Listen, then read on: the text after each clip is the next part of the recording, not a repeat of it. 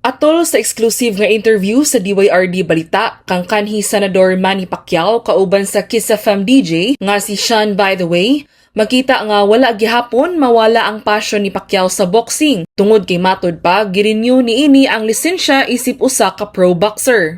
Last 2 weeks ago, nag-undergo ko ng lahat ng mga physical exam, lahat mga kuan. Nag-MRI ako, ECG, CT scan, and EKG, lahat yung mga, kasi nag-apply ako ng license sa Nevada. Okay. So nag-renew ako ng license ko. So okay naman, na-approve naman yung license ko sa Nevada. Pero kada kini-apply ka sa Nevada State Athletic Commission, so Training chances na, are nagte-training na. Fit man kayo ka ng kinahanglan magawa kay Training na. hindi ka magmali sa medical mo kasi pag may diferensya hindi ka Exactly. payagan. Sakto yan. Dili Pero- ka tugutan ba?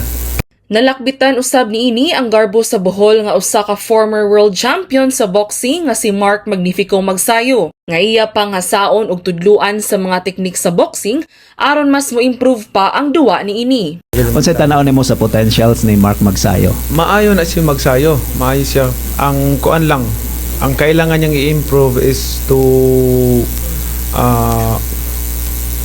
parang extra more hard work sa training. And may sikreto akong ituro sa kanya sa boxing. Yung Ituro mo na rin sa amin. ako kasi habang nagbaboxing ako, ini-study ko yung boxing. Yung minimix ko siya sa science ba? To make boxing easier than what we thought. Parang simple lang ba na make it Scientific. easy. Scientific approach in boxing. Kasi boxing talagang mahirap. Ano talaga siya yung talagang sa training pa lang you have to undergo a not only a hard work training but more than that. Ako kasi more than that. Hard work is not enough.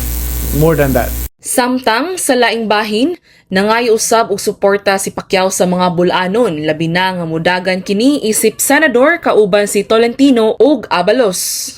Ang Manny Pacquiao, naghangyo ka ninyo sa mga kasing-kasing suportahan unta ko ninyo kay Dusi bitaw ka senador ang ibuto ninyo. Bisig ako lang isa to sa isa sa Dusi. Okay. Manghangyo man niya.